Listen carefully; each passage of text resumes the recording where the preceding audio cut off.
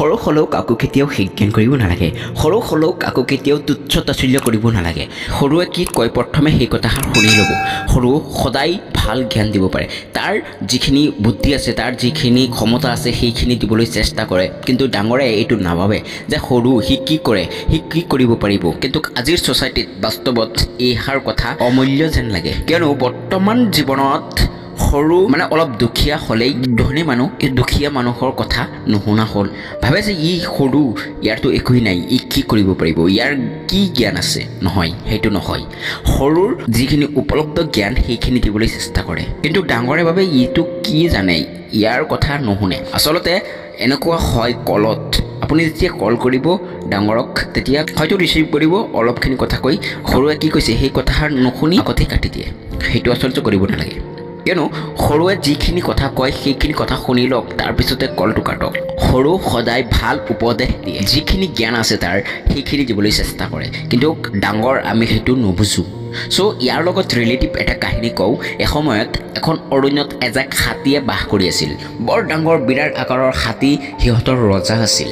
এবাৰ অৰণ্যটোৰ সকলো পানী শুকাই গ'ল তাকে দেখি ৰজাৰ বৰ চিন্তা হ'ল ৰজাই ভাবিলে যে অতজাক হাতী লৈ এতিয়া পানীৰ অভাৱত আমাৰ মৰিব লাগিব ৰজাই চিন্তা কৰি থাকোঁতেই এটা সৰু হাতী আহি ৰজাক ক'লে মহাৰাজ পানীৰ অভাৱত চিন্তা কৰিব নালাগে চৰাই এটা মোক খবৰ দিছে যে অলপ দূৰত হ্ৰদ এটা আছে সেই হ্ৰদটোত আমাৰ দৰে 10টা হাতী খাবলৈ পানী যথেষ্ট আছে তাকে শুনি ৰজাৰ চিন্তা অলপ দূৰ হ'ল ৰজাই সকলো হাতীকে লৈ সেই হ্ৰদটোৰ ফালে যাত্ৰা কৰিলে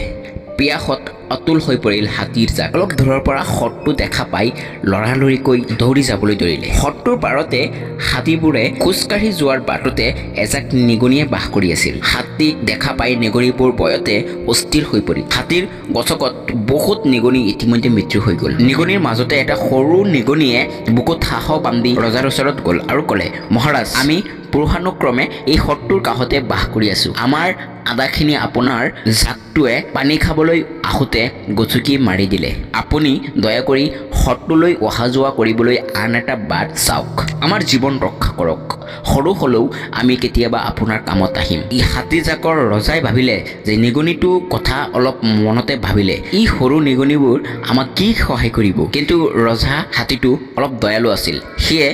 ৰজাই নিগনিটোৰ কথা মতে দিলে যে আমি আন এটা বাটৰে অহা যোৱা কৰিম কিছুদিন যোৱাৰ পিছতে ৰজা হাতীটোৰ লগত আন কেইটামান হাতী পানী খাবলৈ যাওঁতে ফান্দিৰ ফান্দত বন্দী হৈ পৰিল নিগনিবিলাক সেই ফালেদি যাওঁতে হাতীৰ এনে অৱস্থা দেখি লৰালৰিকৈ ফান্দৰ ৰছীবোৰ কাটিবলৈ ধৰিলে অৱশেষত ৰাতিপুৱা ফান্দিবোৰ আহি পোৱাৰ আগতেই নিগনিবোৰে